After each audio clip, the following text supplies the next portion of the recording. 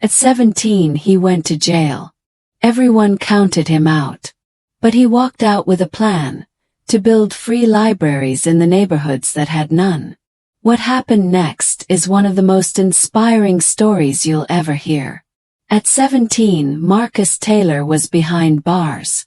He had made mistakes. Big ones. The kind that land you in front of a judge with your mother in tears and your future all but erased. The details aren't what matter most, but here's what you should know. He grew up in a rough part of Detroit. He was smart, kind even, but the streets don't give extra credit for potential. By the time he was 15, Marcus had dropped out. By 16, he was in the wrong crowd.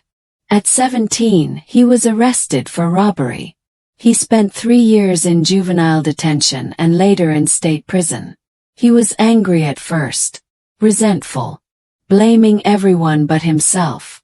Until one day, a prison librarian handed him a worn copy of To Kill a Mockingbird.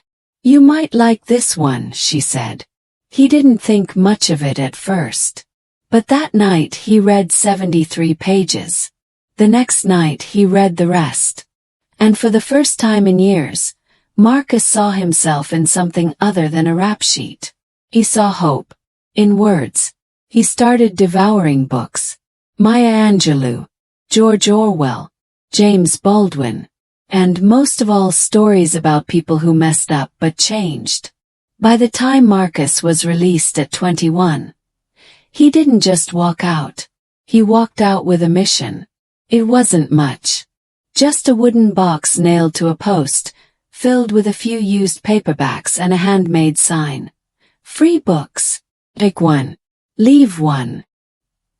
He built it himself with borrowed tools and scrap wood behind his aunt's house in a neighborhood where libraries had long since shut their doors. The kids walking home from school stopped and stared. Marcus smiled from the porch. The next day 2 books were gone. By the end of the week, all of them were. So he built another. This one in front of an old laundromat. Then another. And another. At night, he biked around town refilling them. Some people mocked him. A felon building libraries. That's rich.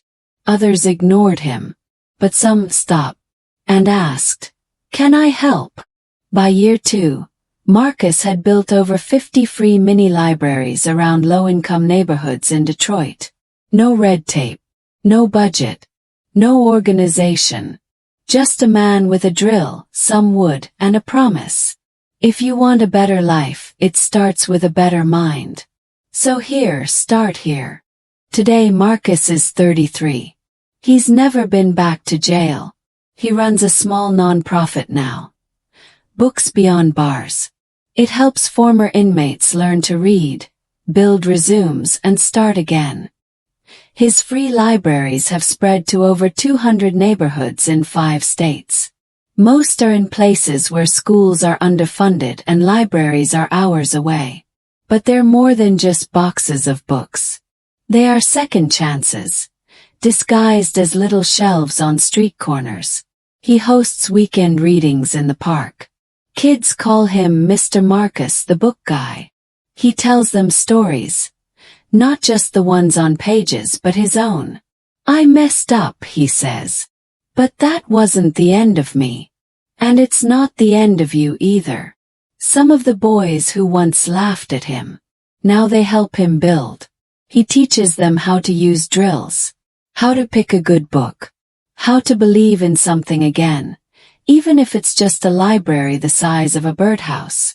Marcus says his favorite quote is from Frederick Douglass. "Once you learn to read, you will be forever free." He should know. Because Marcus Taylor lost his freedom at 17. And earned it back. One book, one child, and one library at a time.